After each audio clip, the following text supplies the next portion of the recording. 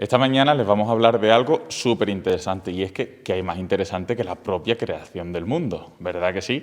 Pues aquí nos encontramos en la Fábrica del Mundo, esta fantástica exposición, pero más que yo, porque claro, yo de la creación del mundo ni siquiera había nacido, me pilla jovencito para eso. El Lilian también, pero Lilian lo que pasa es que es una gran experta en la materia.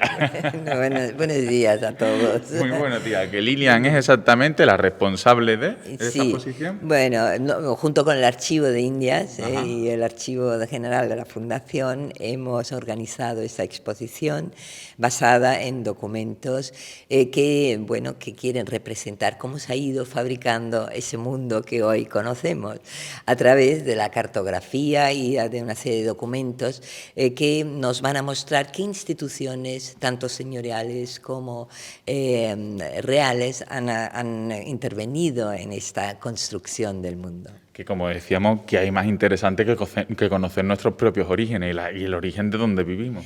Por supuesto, Sanlúcar, no olvidemos que fue un puerto muy importante, no solo ya a India, sino a África, al norte de Europa, desde fecha muy temprana, hasta el siglo XIII. Entonces, Sanlúcar tiene un protagonismo esencial en todo lo que fueron las conquistas a ultramar a lo largo de los siglos. Y Lilian, ¿qué te parece si hacemos una guía completa de toda la exposición? Vale. ¿Nos acompaña? Sí, por supuesto. Que es mejor Estoy aquí. que es mejor, ¿verdad? Lo que sí que les vamos a decir a nuestros espectadores, ahora que me toco yo la mía, es que yo llevo mi mascarilla, estamos en interior y estamos nosotros dos y el cámara que lo tenemos bastante lejos, lo tendremos como a unos 2 metros y Lilian no tiene puesta su mascarilla porque, aparte de que porque la tengo yo, porque ella por problemas respiratorios no puede. Exacto. Simplemente para que quien nos vea Claro. no esté pensando el No, porqué. si queréis me la pongo, lo que pasa es que me cuesta. Así está mejor, así te vemos más guapa. He pasado la COVID y eso me ha dejado algunos problemillas. ¿Alguna secuela? Sí. Pero como decíamos, así te ves más guapa luego. Bueno, también es verdad. No te preocupes, yo tengo mi mascarilla y no pasa nada. Aparte estoy ya doble vacunado, lo he pasado, o sea que ya... Me toca madera. Lo que pasa que es verdad que si tengo que hablar durante mucho tiempo, al final acabo teniendo problemas. Y Lilian, ya que hemos tratado el tema, así ya lo aclaramos también. Toda persona que quiera venir aquí, por el tema COVID, no tiene que tener ningún miedo porque la mascarilla es obligatoria. ¿Qué más medidas se toman? Se toman, bueno, se desinfecta cada vez que se cierra la exposición, se desinfecta la sala, el aire corre circularmente y bueno, todos estamos aquí ya vacunados, exigimos, eso sí, mascarilla y bueno, y que las personas guarden distancia de seguridad. Eso. O sea que se puede venir encantado. Sí, los martes y los miércoles de 10 a 1 está abierta la exposición para todo aquel que quiera venir a conocer ese interesante recorrido por la historia. Para sí, sin más preámbulo, ¿vamos a ello? Vamos a ello. ¿Qué tenemos aquí? Pues aquí, como dije antes, la exposición incluye no solo documentos del Archivo de Indias y de otra serie de archivos, son facsímiles, pero nuestro archivo, el archivo de la Fundación, sí ha expuesto documentos originales. Entonces aquí, por ejemplo, podemos ver que son documentos de primerísima calidad en el sentido de entender cómo fue ese proceso de conquista, que tenemos una real cédula, una carta De los Reyes de Católicos. los Reyes Católicos. Además, fíjese que la fecha es de 1493, del 2 de mayo. En septiembre de ese mismo año... ¿Se salió para las Américas? No, se establecerá lo que es la bula Dundum Siquiem, que es la que va a delimitar entre Castilla y Portugal el mar y la tierra, el que le seguirá, por supuesto, el Tratado de Tordesillas posteriormente. Y entonces eso es una carta de los católicos al duque de Medina Sidonia, recordándole que las naves portuguesas están navegando a Indias. En ese momento había un gran conflicto entre ambas naciones, precisamente por la conquista de las Molucas.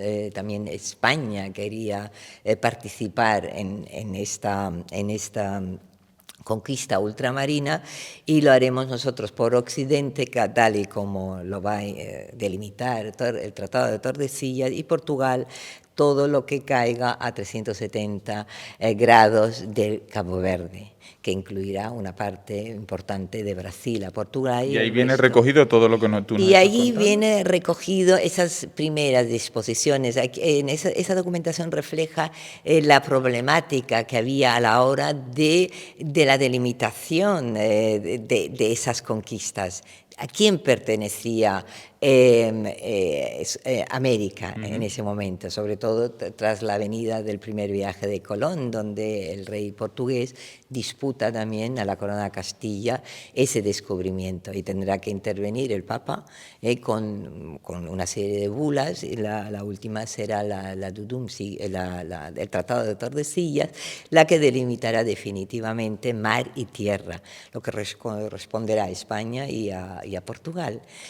Es muy, vamos, súper interesante, que son documentos únicos. Claro, son documentos, en base a esos documentos podemos ver fueron los preámbulos de esos tratados tan importantes para la historia posterior de la conquista.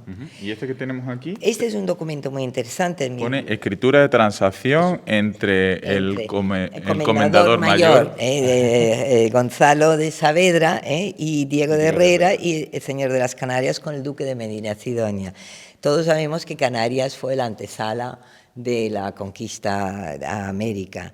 Entonces, es un territorio que también a lo largo de los siglos, sobre todo a partir de 1402, cuando la conquista la corona castellana, va a entrar en disputa. También el rey de Portugal disputa el territorio, que quedará evidentemente fuera de eso, con el Tratado de Alcosabas, que le corresponderá a la corona castellana, pero es un documento muy interesante porque vemos una transacción entre dos señores de vetería, Saavedra y el duque de Medina Sidonia. En ese momento interesa a la corona que haya ahí un señor fuerte que defienda y proteja ese territorio, y de ahí la transacción. Es un documento también que nos revela cómo se ha ido poco a poco creando ese clima. Es un clima de preconquista, luego vendrá el descubrimiento. Me sorprende también mucho la caligrafía, ¿verdad? Bueno, ese es un documento con una letra cortesana, gótica cortesana, y es un documento, como verás, con una estructura muy bonita, y que también desde el punto de vista diplomático, paleográfico y estético es muy interesante. Y ya por último, aquí tenemos un documento de 1581, es las órdenes que la corona da al duque Medina Sidonia para armar las flotas. El duque de Medina Sidonia no tenía tiempo para leer tantas cosas, Bueno, no le quedaba otro remedio. Tenía buenos escribanos, tenía buenos consejeros que evidentemente le ayudaron en esa tarea. Y eso, bueno, eso es una documentación también primordial para conocer cómo se armaban las flotas y la importancia del puerto de Sanlúcar a la hora de armar y de avituallar también esos barcos que iban a ultramar, ¿no? Entonces, son un poco documentos que representan todo lo que tiene que ver con la conquista de nuevos territorios, con la conquista y exploración, sobre todo, evidentemente, de América. Súper interesante. El duque de Sidonia, era, ¿verdad? De Medina Sidonia. Es como yo en la universidad, que tenía compañeras que escribían mucho mejor que yo, y decía, tú coges los apuntes y yo luego fotocopias. Sí, pues bueno. Me siento ahora mismo, pues, yo creo que la comparación es exactamente igual, ¿verdad? Más o menos. Y ahora pasamos aquí, que estos ya son, digamos, mapas, ¿no? Mira, estos son los primeros mapas que nos demuestran, bueno, un poco cómo es el mundo y cómo nos veían. Tenemos aquí ese mapa de Janssen Bleu. Janssen Bleu era una familia de cartógrafos holandeses que hicieron, pues, como unos mapas maravillosos que luego serán incluidos en el Atlas de Ortelius. Y ese mapa, por ejemplo, ¿qué es lo que viene a significar? ¿Cómo nos veían a nosotros? O cómo veíamos nosotros a la gente que vivía en ultramar, ¿no? Que vivían en las Molucas, que vivían en Sudamérica y tal. Entonces es un mapa que recoge muy bien ya todo lo que es la expedición de Magallanes, describe muy bien el Pacífico y también evidentemente todo lo que son el Mar del Norte. La verdad es que para las posibilidades que tendrían en ese momento, el mapa es bastante fidedigno a lo que tenemos actualmente. Ahora iremos desgranando cómo se hacían esos mapas. Pero yo partiría de Ptolomeo, que es el de arriba, ¿verdad? Que es el primer mapa que se conoce, tal como estaba conformado el mundo.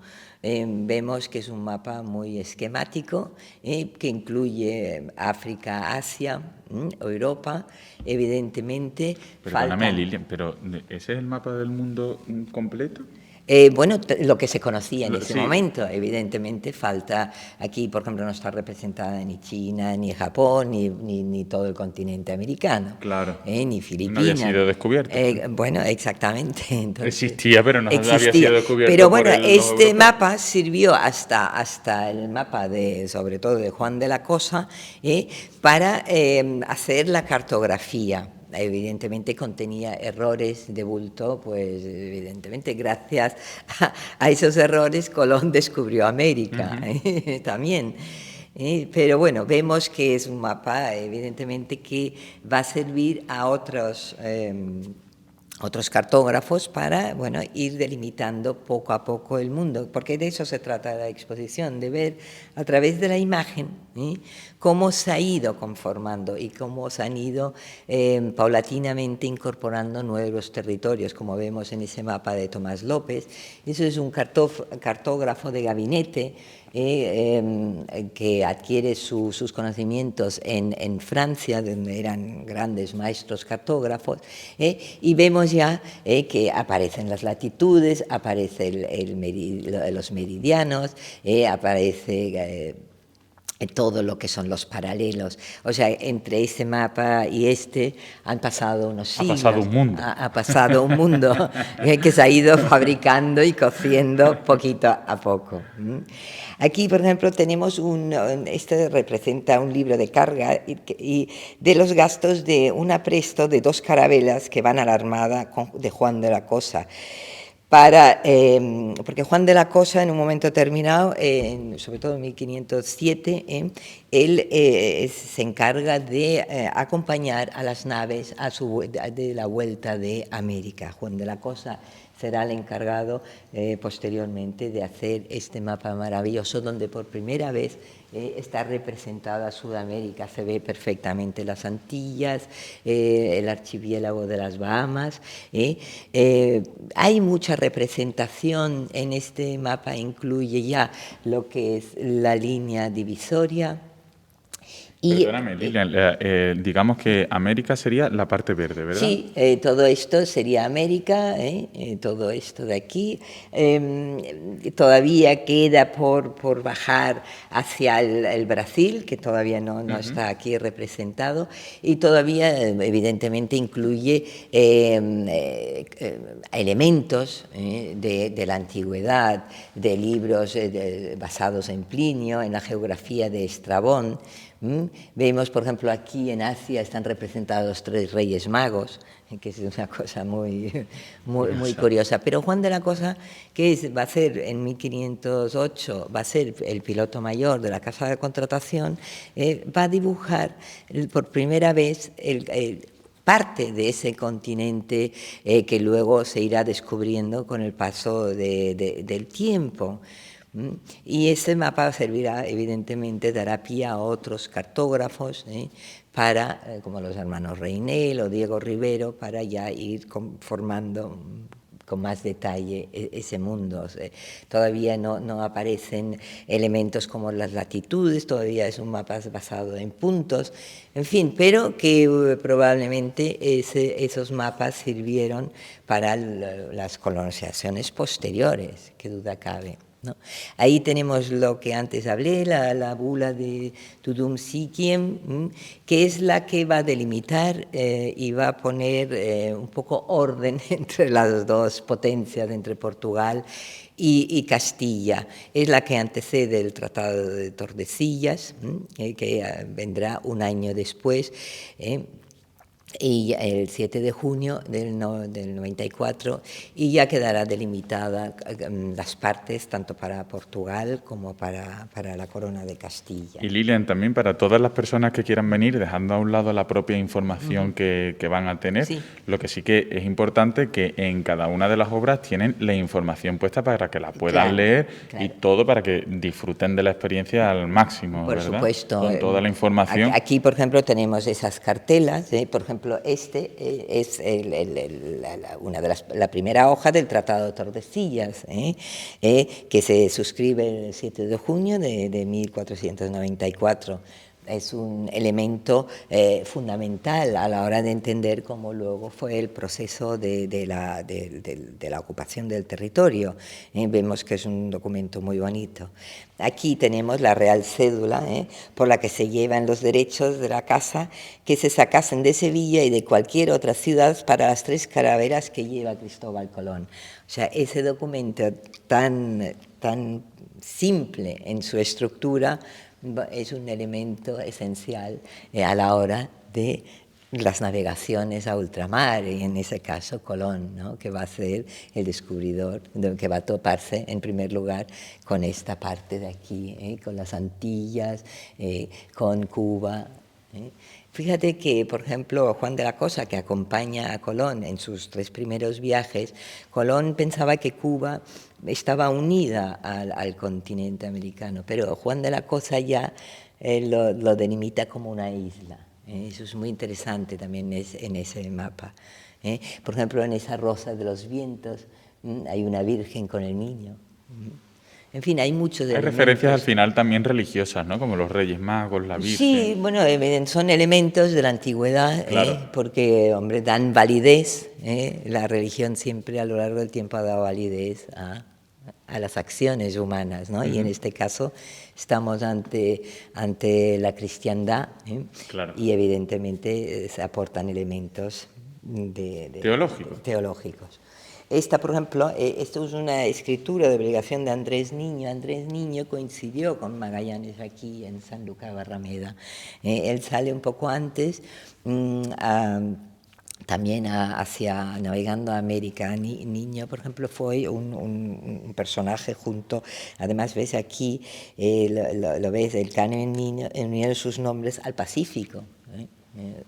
Bueno, pues esta carta es una representación de esa relación.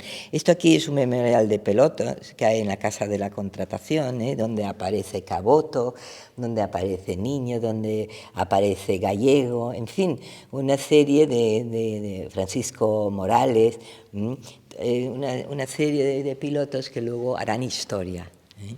Qué interesante. Eso podría haber sido también una lista de la compra, ¿verdad? Compra pan. Bueno, más o menos. Pero no, era mucho más interesante. Era más importante. ¿Esto que tenemos aquí? Aquí tenemos un documento del archivo, que es un inventario de los bienes del duque Juan de 1507, en donde aparece por primera vez el maíz.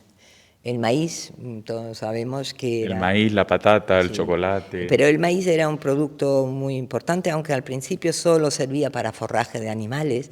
Luego, con el tiempo, sobre todo a partir del siglo XVIII, serviría para la alimentación humana. El maíz no solo favoreció, evidentemente desde el punto de vista económico, a la corona castellana, sino también trajo algunos problemas como la pelarga, que es una enfermedad que se adquiere sobre todo en las clases menos pudientes por comer en exceso ese tipo de grano, ¿no? Pero bueno, aparece aquí en ese inventario una fecha tan temprana como 1507. Eso se sembró en Vejer de la Frontera.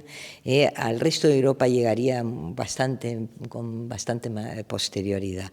Aparecen nombres de sanluqueños, de pilotos sanluqueños que fueron a Indias y trajeron productos para el duque. O sea, también es una documentación que nos representa la labor esencial que hacían estas casas señoriales a la hora también de ir a navegar hacia ultramar, ¿no? Y traer productos, a veces los tenían mucho antes que la propia corona de Castilla, ¿no? Claro, Entonces claro, muy claro. interesante. Incluso también las ganas de descubrir, ¿verdad? Y de traer Sí, cosas bueno, nuevas. sí, exactamente, ¿no? Aquí, por ejemplo, este es una carta de Contino, ¿eh? Aquí ya aparece, por primera vez vemos la línea, el trazado de Tordesillas, y ya aparece una parte de Brasil, no toda, queda todo lo que es la parte sur, representada con 3 papagayos. Hay 4 banderas castellanas, ahí en las Antillas, en Cuba. En cambio, Portugal está plagado, los continentes, con sus banderas. Entonces, es un mapa pues, muy interesante. Contino lo entrega al duque de Ferrara y nos llega a nosotros pues, con esa factura. Probablemente esas cartas las conoció Magallanes, seguramente, en su manera luego de ir a descubrir el paso hacia las Molucas por el oeste. Vemos ya que cada vez, por ejemplo, tenemos aquí lo verde son las islas mayores, tenemos representada Jerusalén, por ejemplo aquí, esto es muy interesante, es Sierra Leona representada por un león, en fin, tiene muchos elementos también alegóricos. No está representada Japón ni China, pero... Sí, vemos que la zona de Asia está un poquito más verde. Exactamente, por eso poco a poco iremos adentrándonos en otros mapas que ya... Por ejemplo, esto para Sanlúcar también es muy importante, ese documento es la relación de los tripulantes de la Armada enviada al descubrimiento de la especiería. Como vemos como con esa ilusión que muchos navegantes partieron, todo esto es una lista de todos aquellos que murieron. Y me sorprende aquí, dejados en las Molucas. Claro, muchos se quedaron allí, otros fueron ajusticiados. Por ejemplo, empieza con el ajusticiamiento de Antón Salomón, de la nao La Trinidad, en fin.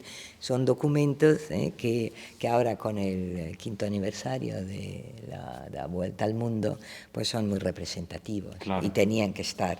Claro. Esta es la famosa carta de Juan Sebastián Elcano cuando vuelve y le dice al emperador dice, más saberá tu alta majestad lo que en más habemos de estimar y tener que hemos descubierto redondeado toda la redondez del mundo yendo por el occidente, por el oriente. O sea, es la primera vez que se descubre que el mundo es redondo. Es redondo. Es la redondez de la Tierra. Es un documento pues muy interesante, aquí se ve reflejado la firma. Es curioso, ¿verdad? Como hace 500 años ya se sabía y ahora hay personas que son terraplanistas. Bueno, Tiene que haber de todo. Hay de todo. Tiene que haber de todo, que se vengan aquí que descubran que no. Que descubran que no. Que hace ya 500 años que no. Madre mía, desde luego. Mira, este es el mapa de Jorge y Pedro Reinel. Ellos al mismo tiempo trabajaban para la corona de Portugal. Vemos este mapa es de una fecha también anterior a lo que es la navegación de Magallanes y Elcano, es de 1519. Probablemente ese mapa lo vería Magallanes antes de emprender su viaje. Es un mapa fundamental para saber ya cómo se han ido incorporando elementos nuevos. Ya poco a poco vemos la línea también del Ecuador, aparece en este mapa. Todas las carabelas, tanto de la corona portuguesa como castellana, Ya el mapa de América, ¿ve? Por ejemplo, aquí Brasil le queda en la punta de Brasil donde Magallanes, que atravesará la Tierra de Fuego, que todavía no está representada, tampoco está América, aunque ahí aparece Florida, la costa de Florida. Poco a poco vemos cómo se ha ido diseñando ese mundo. Y gestando estos mapas gestando también, que fácil no son. mapas. Yo todavía me pregunto cómo se hacen con toda la tecnología que tenemos. Claro, Imagina. bueno, estos mapas ahora lo hablaremos en el apartado que está en la otra parte de la exposición, como evidentemente los cosmógrafos a través, en el caso español, de la Casa de Contratación, en el caso portugués, con la Escuela de Navegantes fundada por Enrique, el infante Enrique, como evidentemente mirando las estrellas, las mareas. Cada vez los instrumentos de navegación eran más, se incluye el astrolabio, el secante, o sea, una serie de elementos se van conociendo, porque era un tema muy complejo para la Casa, por ejemplo, de Contratación, todo el tema de las mareas, las corrientes, cómo se producían, porque no podías ir directo a un sitio, tenías que sortear. ¿Esa representación de aquí? Por ejemplo, de este aquí, por ejemplo, ese es el Atlas de Miller, que es un atlas que recoge también otros atlas anteriores, y eso es un encargo del rey portugués Manuel I, y es un regalo que le hace a su cuñado Carlos V. Pero si te fijas, es un mapa contrainformativo, o sea, Portugal no quería que los españoles encontrasen el camino por occidente hacia las Molucas. Entonces, si te fijas, ese mapa lo representa todo lo que es las Molucas y Sudamérica como un solo lago. O sea, no había un paso más allá del Pacífico, ¿no? Y entonces, bueno, también los mapas y la cartografía a veces engañan. Sirven para engañar, al contrario, ¿no? Y el Atlas de Miller, aparte que es muy bonito, probablemente intervino en la creación de esos mapas Antonio de Holanda, pero nos habla de ese contraespionaje, Claro. Y de que no querían que se supiese de esa realmente competición al final, ¿no? Sí, bueno, que durará hasta el siglo XIX, como luego veremos con el Tratado de los Límites, ¿no? Pero bueno, también tenía que estar este mapa aquí. Esto, por ejemplo, es un documento de archivo, es un memorial que se remite al marqués de Máncera por orden del rey sobre la bebida del pulque. Nos habla pues lo que era el pulque, de dónde se extraía esa bebida, quién la usaba, qué efectos producía en el que tomaba el pulque. Para quien no lo sepa, incluido yo, ¿qué es el pulque? El pulque es una bebida típicamente mexicana todavía hoy, que se extrae del mangüey. Es una La especie... gente sobre todo conoce el tequila. Sí, claro, ¿no? Pues bueno, eso es peor que el tequila. Es muy psicodélico, todo lo que luego uno ve cuando tomas el pulque, sobre todo cuando no estás acostumbrado, ¿vale? Pero bueno, era una bebida que también servía para que la corona castellana cobrase su impuesto sobre esa mercancía. Y de ahí el informe, ¿no? No llegó a tener mucha aceptación en España, pero sí produjo algunos beneficios. Pero es interesante, pues eso, la descripción que hace. Hemos incluido también en el archivo unos libros, este es una colección de... Historia de los trajes, ¿no? Sí, que es la historia de los trajes. Hemos representado aquí al nativo del Orinoco, ¿no? Son muy interesantes, sobre todo a partir de una fecha, este es del 18, del 19, cómo se representan el otro, ¿no? En sus costumbres. Es muy, muy interesante pues, los relatos que hacen sobre el clima también al mismo tiempo, porque usan esa indumentaria. En fin, pienso que es interesante también que las personas que vean la exposición vean cómo la imagen que se ha dado a la gente de Europa de otros continentes que no se conocían, ¿no? Claro. Entonces, bueno, es Y ahí se recogían interesante. los primeros indígenas. O sea, los indígenas, pero de todo el mundo. Este es de Sudamérica porque la exposición es sobre Claro. todo de Sudamérica, pero está el de Noruega, el de Finlandia, el español, el andaluz, etc. Cargado de tópicos, supongo, ¿no? Bueno, evidentemente, si todavía hoy hay algún tópico, Bueno, imagínate. un montón.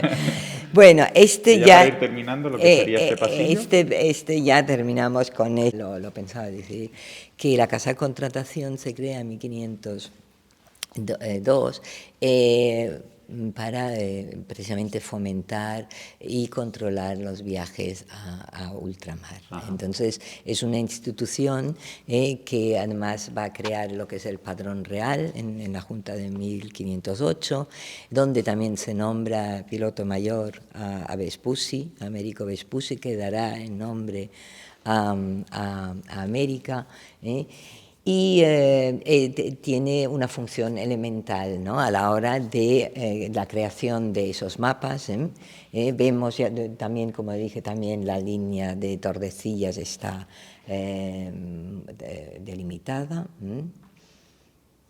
De acuerdo. Y Lilian, ya por aquí Sí. pasaríamos. Esto es Cádiz, ¿verdad? Sí, este también es un documento del archivo. Este pertenece a una obra de Bloch también, y Hofnagel, que es el que va a representar estas vistas, nos describe una Cádiz llena de bullicio. ¿Por qué hemos traído ese documento aquí? Porque, mira, representa muy bien lo que es el aprovechamiento de las flotas, los galeones.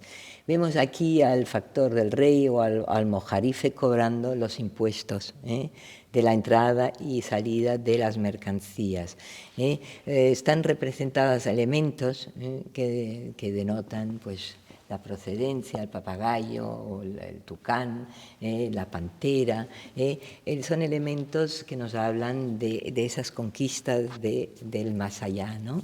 Vemos los corrales que están en Chipiona, el religioso como un elemento también de misión. Se iba no solo a comerciar, sino también a evangelizar el Nuevo Mundo.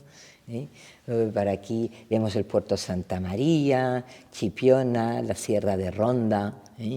Bueno, forma parte de las vistas de Gades, ¿no? De Insulae Partibus. Lilian, si te parece bien, pasamos al siguiente Sí. pasillito. Sí. Y lo que sí que vamos a decir también es que viendo las diferentes, dijimos antes, que podía venirse los martes y los jueves, Sí, ¿verdad? los martes y los jueves, sí. Los martes y jueves, y es gratuito. Es gratuito, sí, no cobramos ninguna entrada. Exactamente, o sea que la gente no debería de perdérselo, aunque No, nosotros no. le estamos haciendo esta guía, pero que deberían de venir, ¿verdad? Claro, además lo hacemos muy rápida porque la televisión exige rapidez, pero aquí pueden venir más tranquilamente, observar con más detalle todos los planos que nos dicen muchísimo. Aquí, por ejemplo, este es un dibujo donde está representada la Golfa de México, hasta Florida, en nombre de Dios. Es la primera vez que aparece esta delimitación. Aquí tenemos, por ejemplo, un examen de piloto. La casa de contratación examinaba, el piloto mayor examinaba a los pilotos que iban a ultramar y tenían que tener una serie de conocimientos. Claro. Aunque a veces entran en conflictos lo que es la praxis y la teoría. Muchas veces había mucha práctica. Eso sigue pasando ahora también. Claro, y entonces a la hora de la navegación a veces pues no se atinaba muy bien, ¿no? Entonces todo eso se iba corrigiendo a través de una serie de tratados como el que ahora veremos de Céspedes, Céspedes, sí. Por ejemplo, esto es muy interesante, este es el mapa de la isla de Palaos, en la Micronesia. Vemos las pequeñas islas y a pesar de la importancia que tiene en este mapa la Rosa de los Vientos, es muy interesante la descripción que hace de las dos tribus, ¿no? Una que va desnuda, otra que va vestida, ¿no? Es también muy interesante. Aquí, por ejemplo, el barco Diamante, que de repente cruzando Tierra de Fuego se encuentra la primera vez con un iceberg. Entonces también vemos la dificultad que tenían esos marineros a la hora de emprender ese tipo de navegaciones, porque no sabían muchas veces lo que se iban a encontrar. Claro. Tardaron semanas en salir de estos escollos, pero bueno, al final arribaron. Aquí, por ejemplo, tenemos... Y no aprenden, ¿eh? Mira lo que le pasó luego al Titanic. Exactamente, No bueno, aprenden, no aprenden. ahí, mira, el Titanic era un barco mucho más, pues estos lograron salir. Exacto. Es que la mar, como toda la geografía, a veces te trae sorpresas, ¿no? Inusual, claro. Y no siempre todo es en línea recta en la vida. Exacto. A veces hay vericuetos. Ese, por ejemplo, es un tratado de náutica que va a corregir todos esos mapas que hemos visto, los va a corregir en su latitud. Corrige, por ejemplo, lo que es la aguja con respecto al polo. Corrige todos los sistemas de navegación, como los astrolabios, etcétera, ¿no? Entonces es muy interesante el regimiento de navegación que se edita en 1606. ¿Y el dibujo tiene forma de brújula? ¿Tiene algo que ver? Sí, claro, hemos elegido este dibujo precisamente porque vemos, como vemos como el péndulo y la rosa de los vientos caen sobre la latitud, que es la que luego dará forma a esas travesías, ¿no? Pero hay muchos más dibujos. Aquí tenemos la fortificación de San Juan de Ulúa, también es un documento de aquí, que era una fortificación que está enfrente del Golfo de México, en Veracruz, y fue muy importante esa construcción, esa defensa, que no solo acogía a las flotas a la hora de, bueno, cuando había algún cambio climático o dificultades en la navegación, sino también por los corsarios, sobre todo con Drake y Hawkins, que merodeaban por esos lares. Aquí tenemos un documento muy interesante para Sanlúcar, que son las ordenanzas de 1609, que hace el séptimo duque de Medina Sidonia para regular la entrada y salida del tráfico marítimo de aquí de la barra del Guadalquivir. Es un documento esencial para entender cómo se hacían esos trayectos.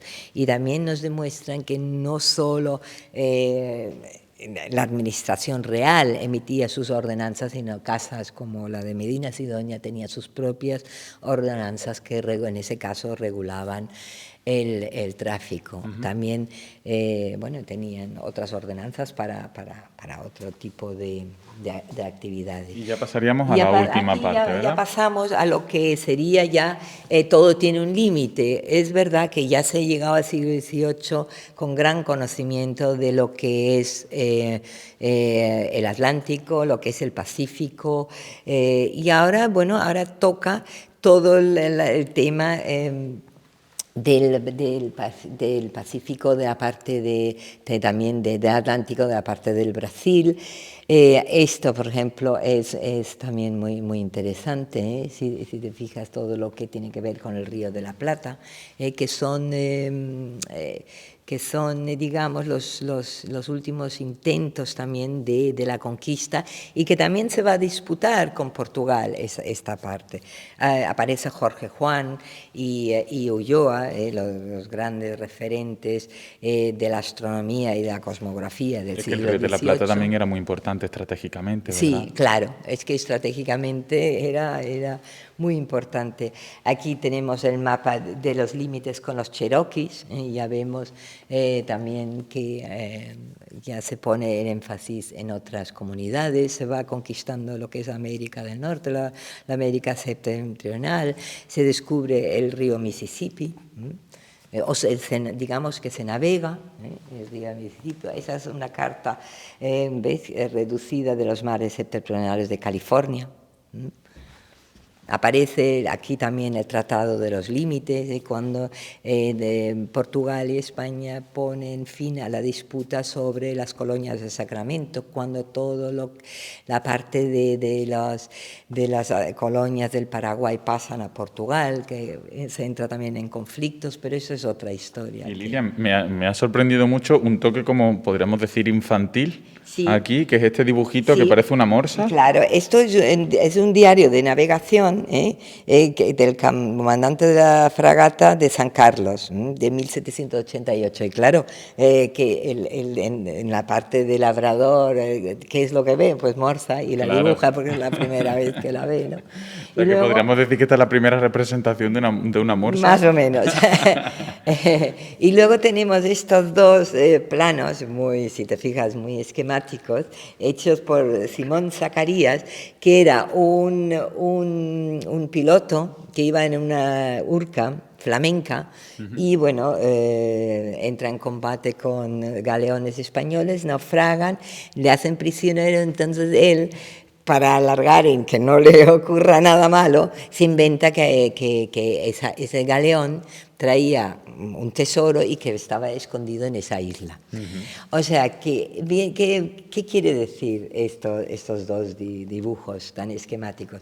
Que antes de Stevenson, antes de la imaginación, existe una realidad. Y que la isla del tesoro, que luego vemos... Para tantas fábulas de pirata. Exactamente, aparecen en la documentación de un archivo que luego se trasladará a una novela. Y bueno, aquí acabamos con el mapa de Ortelio, que él recoge en un atlas todos los mapas hasta ese momento se habían creado.